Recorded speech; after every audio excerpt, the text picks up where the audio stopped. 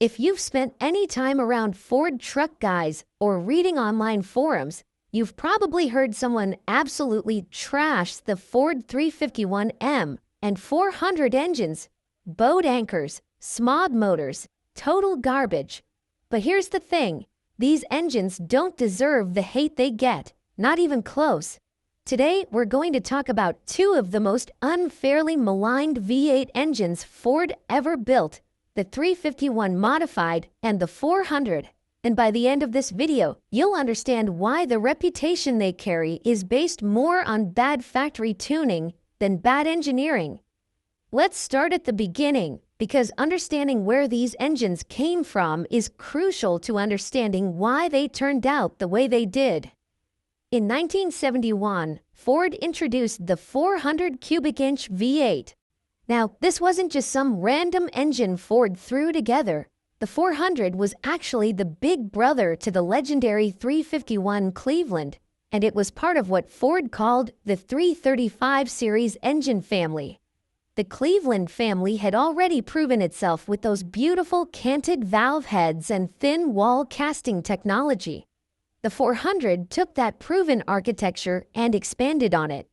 Ford engineers needed a replacement for the aging FE series engines like the 390, which were big, heavy, and increasingly unable to meet the new emission standards that were coming down from Washington.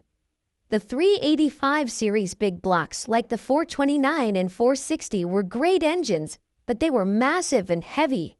Ford needed something in between, an engine that could provide strong torque for their full-size cars and eventually their trucks, but in a package that was smaller and lighter than the FE engines.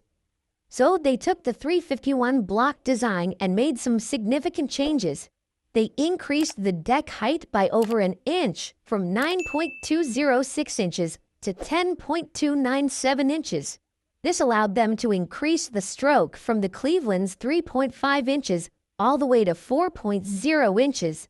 They also increased the main bearing journal diameter from 2.749 inches to 3 inches, giving the 400 the same journal size as the 351 Windsor. The connecting rods were lengthened from 5.78 inches in the Cleveland to 6.58 inches in the 400. This gave the 400 excellent geometry and made it an inherently smooth-running engine. The result was a 400 cubic inch V8 that made excellent torque and was built on a fundamentally sound design. In fact, one interesting detail that many people don't know, the 400 used the same bell housing bolt pattern as the 429 and 460 big blocks, not the small block pattern. This was because Ford intended this engine for heavy-duty applications from the start. When the 400 was introduced in 1971, it came with flat-top pistons that produced a 9.0 to 1 compression ratio. This was a healthy compression ratio, and the engine made respectable power. Ford marketed it as the 351 Cleveland's big brother, designed to provide strong acceleration in medium to heavy vehicles. And you know what? That's exactly what it did. These early 400s were solid engines. But then, the trouble started. By 1972, the emission standards were getting tighter. Ford had to reduce the compression ratio using dished pistons, dropping it to 8.4 to 1. Then in 1973, it got even worse. The compression dropped again to 8.0 to 1. And Ford also retarded the camshaft timing by 6 degrees. 6 degrees! This was done specifically to reduce emissions, but it absolutely killed the engine's performance. The retarded cam timing reduced the dynamic compression ratio even further and really hurt throttle response. But it wasn't just compression and cam timing. Starting in 1975, when even stricter emissions requirements kicked in, Ford had to redesign the cylinder heads. The new heads had much more restrictive exhaust ports because of redesigned cooling jackets and cast-in thermactor air injection passages. These changes, combined with the newly mandated catalytic converters, meant that the 1975 and later 400s were the lowest performing variants of the engine. And this is where the 351M enters the story. In 1975, production of the 351 Cleveland ended, but Ford still needed an engine in that displacement range because the 351 Windsor foundry couldn't keep up with demand. So what did they do? They took the 400 block and de-stroked it. They installed the crankshaft with a 3.5-inch stroke, the same as the Cleveland, creating a 351 cubic inch engine. To compensate for the shorter stroke while using the same connecting rods as the 400, they had to use pistons with a taller compression height. The result was the 351 Modified, or 351M. And just like the 400 by this point, it came saddled with 8.0 to 1 compression, retarded cam timing, restrictive cylinder heads, and all the emissions equipment of the mid-1970s. The 351M was only ever offered with a 2-barrel carburetor and the small port 2V Cleveland heads. Now here's something important to understand. The engines themselves, the fundamental design, the block, the bottom end, these were not the problem. The problem was that Ford was forced to detune them to meet emission standards with the primitive technology available at the time. We're talking about a pre-computer era where the only way to reduce emissions was crude mechanical detuning, lower compression, retarded timing, restrictive ports, and smog pumps everywhere. Compare this to today, where a modern engine can have 11-to-1 compression or higher and still meet strict emission standards because of computer-controlled fuel injection, variable valve timing, and sophisticated engine management. In the 1970s, none of that existed, so Ford had to strangle these engines to make them legal. In 1977, something interesting happened. Ford introduced these engines into their light-duty truck lineup. The 351M became the standard engine in the F-150, F-250, and F-350 4x4 trucks, and it was also the standard engine in the new full-size Bronco. The 400 was available as an option. Now, if you owned a 1977.5 through 1979 Bronco, you had either a 351M or a 400 under the hood. Those were your only options. No 302, no 351 Windsor, no 460, just the M block engines. Ford made this choice for a specific reason. They needed engines with strong low-end torque to replace the old 360 and 390 engines that had been used in 4x4 trucks. The 351M and 400, despite their emissions handicaps, still produced excellent torque. The 400, especially with its 4-inch stroke, was a torque monster at low RPM. These engines would make peak torque around 1500 to 1800 RPM, which is exactly where you want it in a truck. And here's something interesting. Truck guys who actually used these engines often quietly liked them. Sure, they weren't setting the world on fire with horsepower numbers, but they pulled stumps, they towed heavy loads, they moved big trucks around without complaint. The 400 especially was excellent in this role because of that long stroke and strong bottom-end torque. The problem is that everyone compared them to the performance engines of the 1960s and early 1970s. And yeah, compared to a 1970 Boss 351 or a 1971 429 Cobra Jet, these engines were pathetic. But that's not a fair comparison. Those performance engines were gone, dead. The emissions regulations had killed them off. The 351M and 400 were doing the best they could with the hand they'd been dealt. So why did these engines develop such a terrible reputation? Several reasons. First, they came out at exactly the wrong time. The muscle car era had just ended. People were used to big block power and high compression ratios. Then along come these detuned, low-compression, emissions-choked engines with retarded cam timing. The performance enthusiasts took one look and said, "This is garbage," and that opinion stuck. Second, the 351M especially was confusing. You had a 351 Cleveland, a 351 Windsor, and now a 351 Modified. All three were different engines, but they shared the same displacement. To make matters worse, Ford would randomly use either the 351 Windsor or the 351M in various applications, so you never knew which one you were getting unless you checked the codes. This confusion bred contempt. Third, and this is important, these engines had some real issues as delivered from the factory. The low compression meant they were prone to detonation if you tried to run them hard. The retarded cam timing meant poor throttle response. The restrictive exhaust ports meant they couldn't breathe. And they had oiling system deficiencies that Ford never really addressed. If you revved one of these engines regularly, especially if it had some miles on it, you'd hear rod knock. This was because the oiling system couldn't keep up, particularly at higher RPM. But here's the key point. All of these issues could be fixed. Every single one of them. The problem wasn't the basic engine design. The problem was the factory tuning and the emission equipment. And that brings us to the real tragedy of the 351M and 400. They never got a chance. By 1980, Ford was already phasing them out. By 1982, they were gone entirely. The 335 series engine family, which included some of the best flowing heads Ford ever designed, was discontinued after only about 11 years.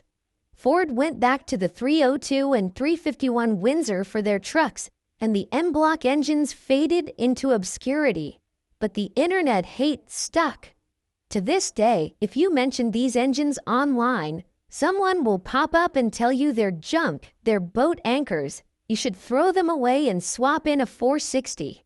And most of these people have never actually worked on one of these engines or seeing what they're capable of when properly set up. Now here's where things get interesting. Over the last couple of decades, a small but dedicated group of builders and enthusiasts have been rediscovering these engines, and guess what? They're finding out that the 351M and 400 are actually excellent platforms for building torque motors. Let's start with what's good about these engines. The block is strong, really strong. Remember, this was designed to potentially be a 500 cubic inch engine. The tall deck height and thick casting mean there's plenty of material. The 6.58-inch connecting rods are long, which gives excellent rod-to-stroke ratio and smooth operation. The main bearing journals at 3.0 inches are nice and large, and those Cleveland-style heads, even the 2V versions, flow better than Windsor heads. The fundamental architecture is sound. What was wrong was the factory tuning. So what can you do with these engines? Well, the most common and effective modification is converting a 351M into a 408. You simply swap in a 400 crankshaft with a .030 overbore, and suddenly you have 408 cubic inches. Since the 351M and 400 share virtually every component except the crankshaft and pistons, this swap is straightforward. Next, you address the compression. This is harder on the 351M because piston selection is limited. But on the 400, you can get flat top or dished pistons from companies like Tim Meyer Inc. that will give you 9.0 to 1 or even 10.0 to 1 compression. This alone transforms the engine. Then you fix the timing. You install a quality aftermarket timing set and degree the cam properly. No more retarded timing strangling the engine.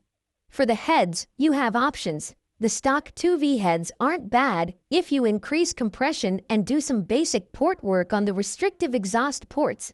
But if you want to go further, you can use Australian Cleveland heads, which have the smaller 2V ports with closed combustion chambers, a perfect combination for a street engine.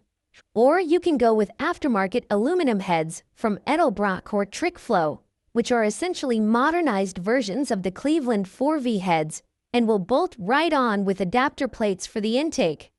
Speaking of intakes, companies like Edelbrock make 4-barrel intake manifolds specifically for the 351M and 400.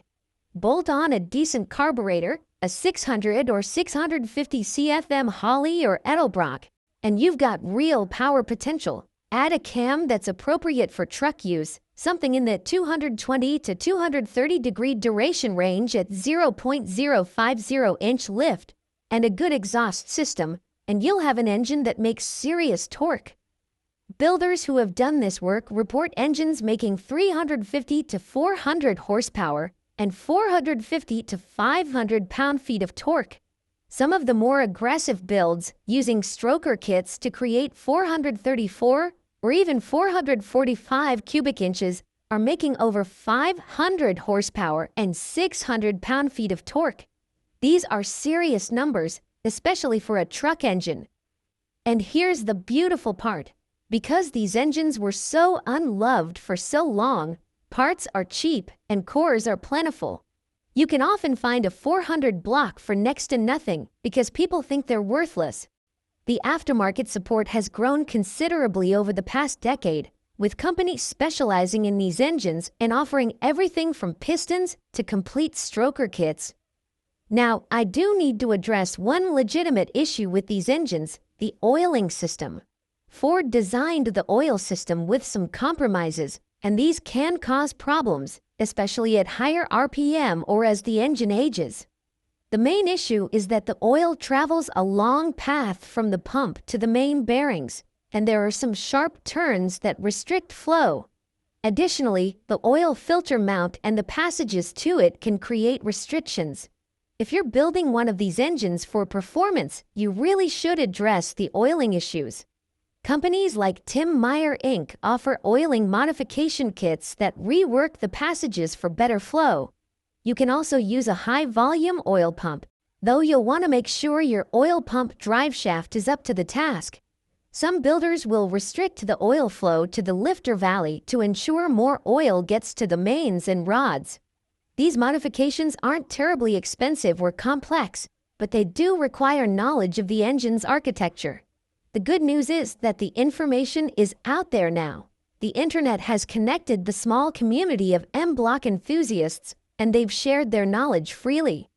So here's the bottom line on the Ford 351M and 400 engines. These are not bad engines. They never were. They're fundamentally sound engines that were handicapped by 1970s emissions technology and corporate decisions made during a difficult period in automotive history.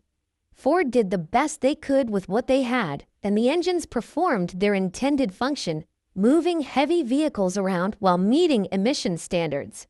The hate they receive is unfair and undeserved. It's based on outdated information, confusion about the Cleveland engine family, and comparisons to a bygone era of performance that was already dead when these engines were introduced. Are they the best V8 Ford ever made? No. Are they as good as a Windsor for aftermarket support? Not quite. Are they as torquey as a 460? No. But they're also lighter than a 460, smaller than a 460, and when properly built, they're capable of excellent performance in truck applications. If you have one of these engines, don't throw it away. Don't assume it's junk because some guy on the internet told you so. Take the time to understand what you have. If you want to build it, the knowledge and parts are available now. You can create a reliable, powerful engine that's different from what everyone else has. And if you're considering swapping one of these engines out for something else, at least give it a fair evaluation first. These engines deserve better than the reputation they've been saddled with for the last 40 years. So that's the story of the most unfairly hated Ford V8s ever built. Let me know in the comments, have you ever owned or worked on a 351M or 400? What was your experience? And do you think the hate they get is deserved? Or is it time we gave these engines a second look? Thanks for watching, and I'll see you in the next video.